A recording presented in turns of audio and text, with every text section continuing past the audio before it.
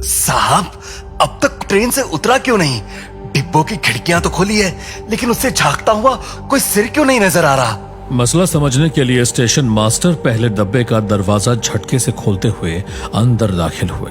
उन्हें समझ आ गया था कि पाकिस्तान की तरफ से आई 10 डाउन एक्सप्रेस ट्रेन से एक भी मुसाफिर क्यों नहीं उतरा। फर्श पर इंसानी जिस्मों का ढेर लगा हुआ था। किसी का गला कटा था, किसी की खोपड़ी चकनाचूर थी। आने जाने के रास्ते में कटे हुए हाथ, टांग और धड़ इधर उधर बिखरे हुए थे और कहीं कहीं से सांस चलने की आवाज भी आ रही थी।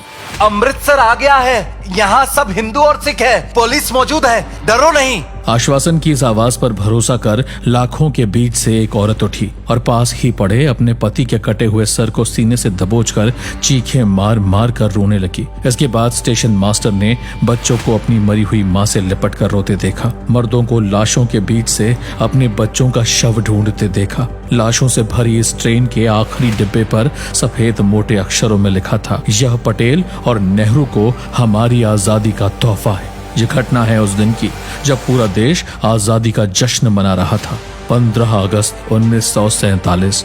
लेकिन भारत और पाकिस्तान के सीमावर्ती इलाकों में मार काट मची थी। कुछ लोगों के लिए आजादी खुशियां लाई थी तो कुछ लोगों के लिए त्रासदी। विभाजन के दंश ने जिन नागरिकों को अपने ही मुल्क में शरणार्थी बना दिया था वो गमगीन थे। जिनके अपने मार दिए गए या बिछड़ गए थे, जिनका घर, व्यापार और रोजगार छूट गया, वो खौफजदा थे।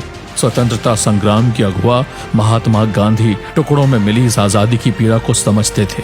इसलिए वह स्वाधीनता के उत्सव से दूर कोलकाता में उपवास पर थे। ये आजादी इतनी आसानी से नहीं मिली थी साहब, इसकी बहुत भारी कीमत चुकाई थी हमारे पूर्वजों ने। अगर आप भारत की आजादी के संघर्ष के साक्षी बनना चाहते हैं तो डाउनलोड करें पॉकेट FM और सुने इतिहासकार विपिन चंद्र द्वारा लिखित किताब भारत का स्वतंत्रता संघर्ष।